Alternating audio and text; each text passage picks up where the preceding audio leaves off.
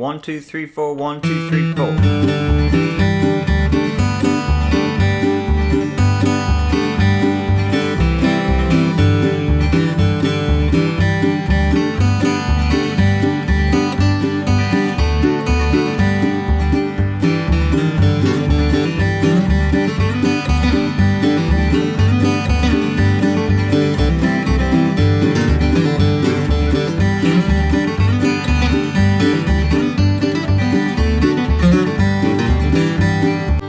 Out there, Guitar Land, Mike Hedding here, coming to you today with a beginner lesson for the old classic song, Long Journey Home, sometimes also called $2 Bill, lost all my money but a $2 bill, an absolute must-know jam standard if you're playing bluegrass.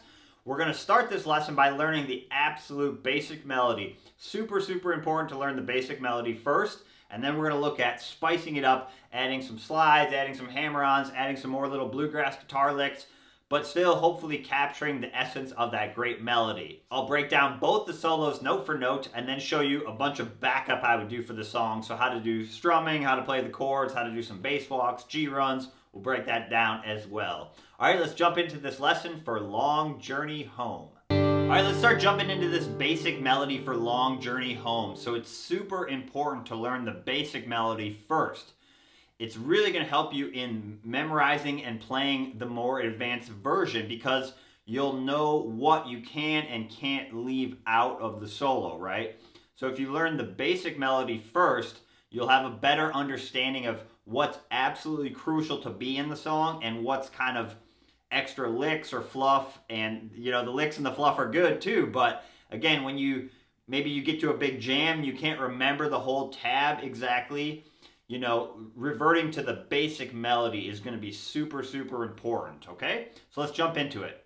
Okay, so let me play the first 5 measures and then we'll start breaking it down. Here we go. Do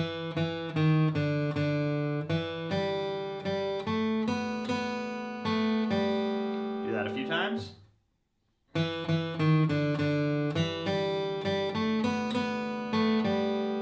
Even a little faster.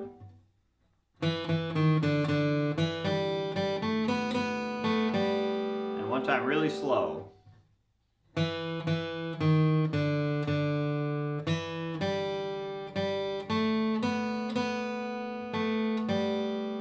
Okay, so probably the trickiest part about the basic melody is just going to be counting it carefully, making sure you give each note its proper duration. That's what we'll talk about.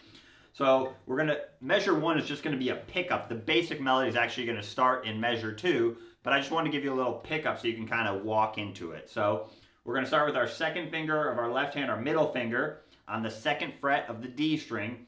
And we're going to count beat 1, 1. And then we're going to play on beats 2, 3, and 4. So 3 down strokes in a row. We're going to play the 2nd fret twice. And then the 1st fret with our 1st finger. Or you could use your 2nd finger and just walk it down. But I'm going to use my 1st finger. And then we're going to get down to our open D. That's our main melody note. See how we're just walking it down? Right, so that's all we're doing there. So the first 3 notes are a little pickup. 1. And for the basic melody, we're going to use all down strokes. So all down picking, okay? 1. So it'd be 1, 2, 3, 4, 1 is how we're counting that. 1. And then for measure 2, so not too hard, right? For measure 2, we're going to play the open D string twice. And then back to the 2nd fret. And then the open 3rd string.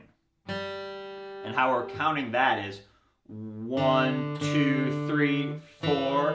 So beat 2 is a half note. So you have 1, 2, 3, 4, and then 1, 2, another half note.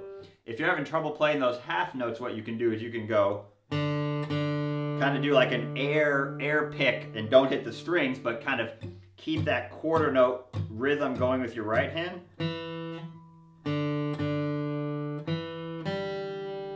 You know, but what else I recommend is counting it out. So 1, 2, 3, 4. So 1, 2, 3, 4. 1, 2. And then we're going to play the open 2nd or 3rd string again, open 3rd string, and then the 2nd fret on the 3rd string. So that'd be 3, 4. So you have 1, 2, 3, 4, 1, 2, 3, 4. Let me do it without counting.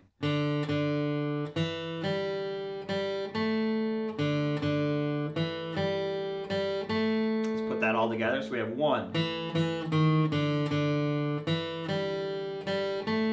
And then in measure 4, same rhythm as measure 2, open second string twice. And then back to the second fret on the third string. And then open third string. So again, 1, 2, 3, 4, 1.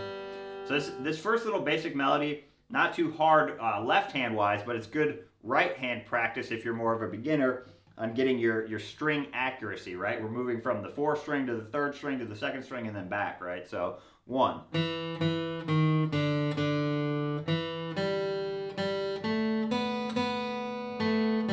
So that's the lost all my money but a $2 bill part, right? So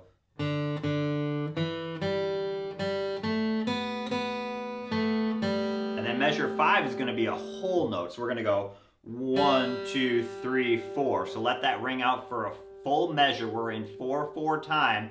So 4 quarter notes per measure. So 1, 2, 3, 4. So 1, 2, 3, 4, 1, 2, 3, 4. And then we're going to play the opening melody line again in measure 6. The same as measure 4. We kind of repeat that idea. And then open 3rd string. This time only for 3 beats though. So we have 1, 2, 3, and then on beat 4 we're going to hit the open 4th string. And then we kind of go into a partial C chord. Let me play it and then I'll break it down. Okay, so we have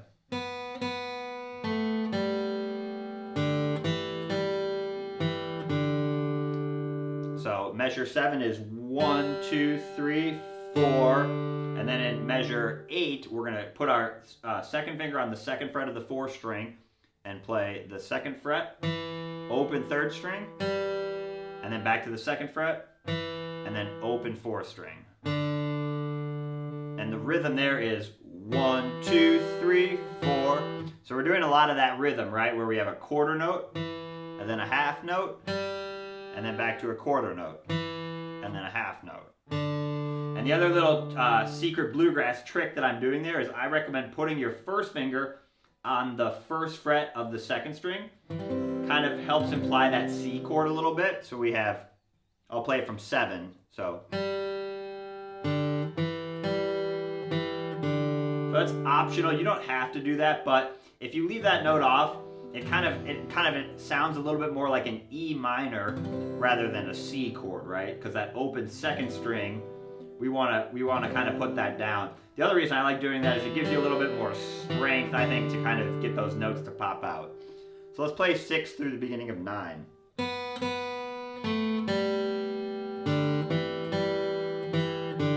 I'll do it with counting. So 1, 2, 3, 4, 1, 2, 3, 4, 1, 2, 3, 4, 1, 2, 3.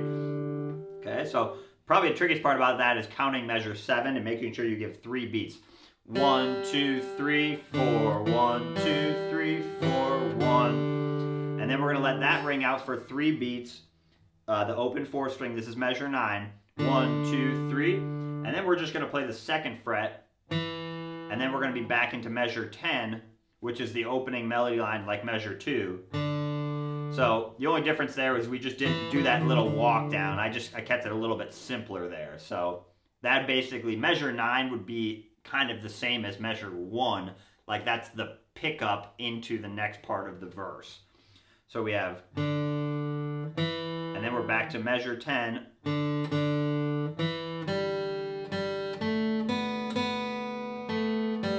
So that's all the same as 2 through 4. So that's exactly, we played that earlier. And then we're going to do a little ending lick. On beats 3 and 4 of measure 13, we're going to hit the open 3rd string, and then the open 2nd string. And then you can either use your 2nd finger on the 3rd fret of the 2nd string, or your 3rd finger, whatever feels more comfortable. I'm going to use my 2nd finger. And we're going to play a half note, and then back down those notes, open 2nd string, open 3rd string, and then the 2nd fret on the 3rd string, and then walk down the notes, open 2nd string, 2nd fret, keep that note down, and then open. Hear how we're walking down those notes in pitch? So like write down the notes of a scale, 3, 2, 1. So that ending sounds like this.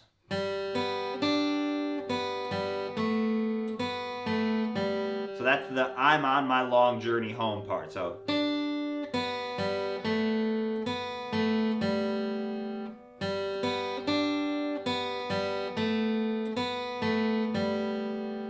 not too hard. The basic melody is pretty easy. The trickiest part is probably the counting, and then it's going to be a faster song. So we have, let's play the whole thing. Here we go. I'll do it really slow. 1.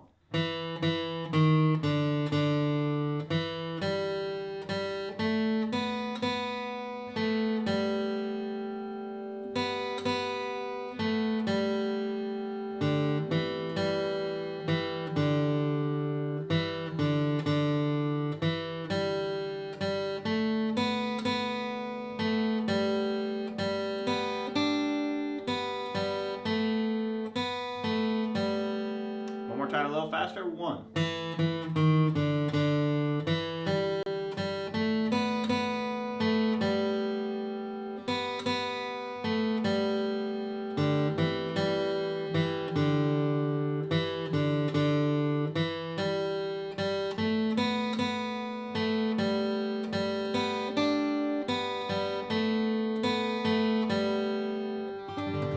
Okay, so that's the basic melody. Now let's look at spicing it up, playing more of like a bluegrass style solo without losing that melody. We want to keep that melody in our head. You know, one thing I struggled with when I first started playing bluegrass, mandolin and guitar and banjo, all of them, was I would play either like a very basic melody or I would go completely off script and just play like licks. But then you couldn't really tell what song I was playing. All my songs and solos kind of sounded the same because I would just play the licks I knew.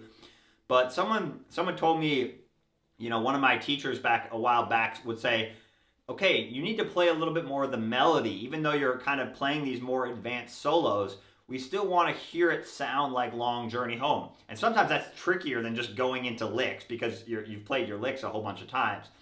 But creating an interesting solo that still represents that basic melody can sometimes even be trickier, and that's what we're going to work on in the second part. All right, let's jump into the bluegrass style solo.